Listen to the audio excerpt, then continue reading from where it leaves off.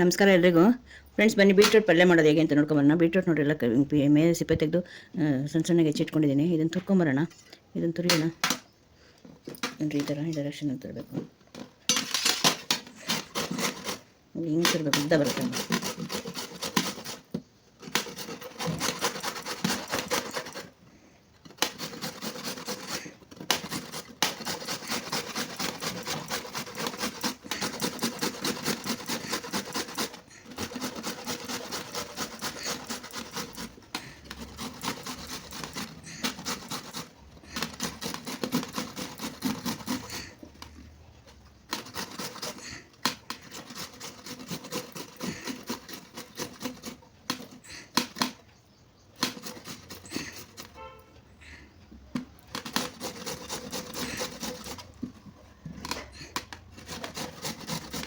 Full ತುರ್ಕೊಂಬತ್ತು ನೋಡಿ. ಈ ಥರ ಬರಬೇಕು.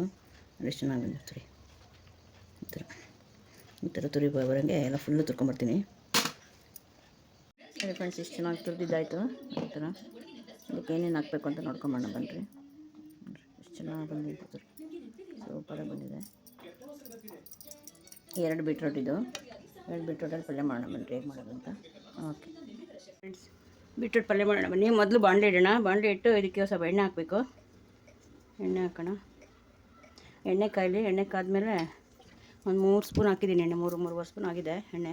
ಅದು ಬೇಕಲ್ವ, ಬೀಟ್ರೂಟು ಇದು ತುರಿ ಎಲ್ಲ ಬೇಕು. ಎಣ್ಣೆ ಸ್ವಲ್ಪ ಹಾಕಿದ್ದೀನಿ. ಅದು ಎಣ್ಣೆ ಕಾಯಲಿ ಫ್ರೆಂಡ್ಸ್. ಸಾಸಿವೆ ಹಾಕೋಣ.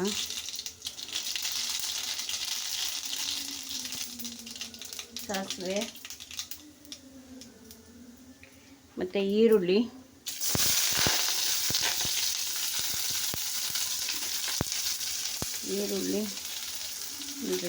ಪುದೀನ, ಕರಿಬೇವು, ಕೊತ್ತಂಬರಿ, ಕೊಬ್ಬರಿ ತುರಿ ಕೊಂಡಿದ್ದೀನಿ. ಈರುಳ್ಳಿ ಒಂಚೂರು ಫ್ರೈ ಆಗಲಿ. ಈರುಳ್ಳಿ ಆಯಿತು. ಇದು ಹಾಕೋಣ. ಕರಿಬೇವು, ಪುದೀನ, ಕೊತ್ತಂಬರಿ ಹಾಕೋಣ.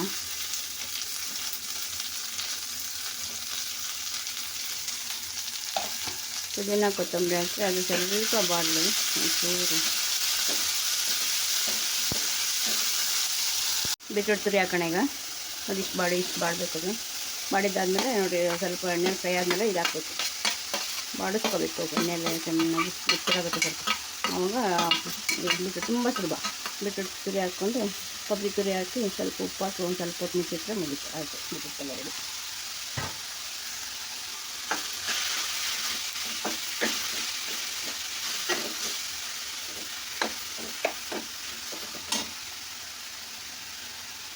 ರುಚಿಗೆ ಉಪ್ಪು ಹಾಕೋಣ.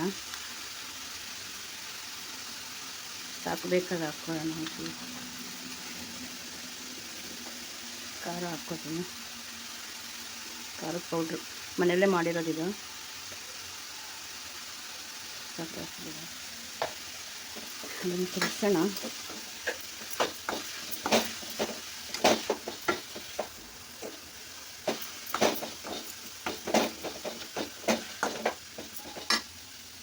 ಇದು ಕೊಬ್ಬರಿ ತುರಿ ಹಾಕ್ಬಿಡೋಣ.